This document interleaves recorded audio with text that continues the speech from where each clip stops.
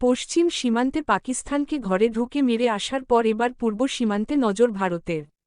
ধীরে ধীরে বাংলাদেশের উপর চাপ বাড়াচ্ছে কেন্দ্র। ভারতের বাণিজ্য ও শিল্প মন্ত্রকের জারি করা নির্দেশিকা অনুযায়ী বেশ কিছু পণ্য বাংলাদেশ থেকে আমদানি করার ক্ষেত্রে উত্তর পূর্বের সীমান্ত বন্দরগুলো আর ব্যবহার করা যাবে না। আর এই নির্দেশিকার পর সেই সব বাংলাদেশি পণ্য ভারতে আমদানি করতে হলে কলকাতা বা মুম্বই বন্দর ব্যবহার করতে হবে। এমন হলে বাংলাদেশি পণ্য ভারতে আনার জন্য খরচ বাড়বে। আর এমন হলে লাভবান হবে ভারতের সেই সব ধরনের পণ্য উৎপাদনকারীরা, বাড়বে আমাদের অর্থনীতি, বলছেন ব্যবসায়ী সংগঠনের নেতা। সাম্প্রতিক অতীতে বাংলাদেশে যে পট পরিবর্তন হয়েছে সেই প্রসঙ্গ টেনে শিলিগুড়ির মেয়র গৌতম দেব এই সিদ্ধান্তকে সমর্থনই জানিয়েছেন।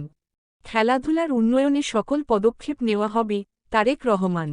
খেলাধুলার মান উন্নয়নে সব ধরনের পদক্ষেপ নেওয়া হবে জানিয়ে বিএনপির ভারপ্রাপ্ত চেয়ারম্যান তারেক রহমান বলেছেন, আন্তর্জাতিকভাবে যারা দেশকে রিপ্রেজেন্ট করতে তাদের সম্পূর্ণ দায়িত্ব রাষ্ট্র বহন করবে।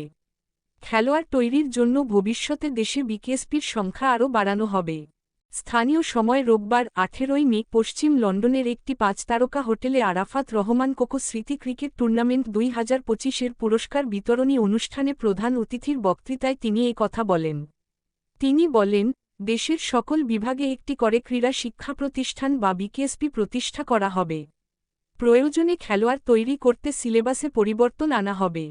তারেক রহমান বলেন, বর্তমানে দেশের 4টি বিভাগে বিকেএসপি রয়েছে।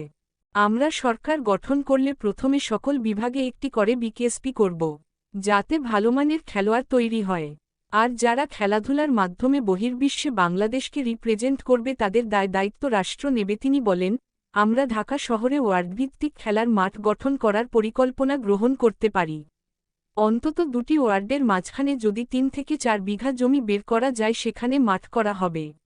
বাচ্চারা খেলবে, মুরব্বীরা হাঁটবে, অর্থাৎ মানুষ সেখানে বুক ভরে শ্বাস নিতে পারবে। ঠিক এমন একটি চিন্তা আমাদের আছে। তিনি আরও বলেন, আমরা স্কুলের সিলেবাস ঢেলে সাজাতে চাই। সেখানে খেলাধুলা ও দ্বিতীয় বা তৃতীয় ভাষা অন্তর্ভুক্ত থাকবে। এর জন্য পরীক্ষায় আলাদাভাবে নাম্বার থাকবে। তার মানে খেলাধুলা তাকে করতেই হবে। আমরা এটা অন্তর্ভুক্ত করে দেব। তারেক রহমান বলেন, আমরা সরকারের কাছে ডিসেম্বরের মধ্যে নির্বাচন চেয়েছি। এই নির্বাচনের জন্য আমাদের বহু নেতাকর্মী জীবন দিয়েছে, গুম হয়েছে, নির্যাতনের শিকার হয়েছে। এটি মানুষের রাজনৈতিক অধিকার। আমরা এর মাধ্যমে এমন একটি রাজনৈতিক সরকার প্রতিষ্ঠান করতে চাই, যেই সরকার মানুষের রাজনৈতিক কল্যাণে কাজ করবে। সবার প্রতি আহ্বান জানিয়ে তিনি বলেন, আমরা আজ একটি জায়গায় এসে দাঁড়িয়েছি। সকলে মিলে কাঁধে কাঁধ মিলিয়ে দেশটাকে গড়তে হবে। আমাদের মাঝে বিভিন্ন বিষয়ে মতপার্থক্য থাকতেই পারে, গণতন্ত্রে সেটাই স্বাভাবিক। কিন্তু দেশকে আন্তর্জাতিকভাবে এগিয়ে নেওয়া, দেশের মানুষের নিরাপত্তা নিশ্চিত করা, কর্মসংস্থান তৈরি করতে হবে।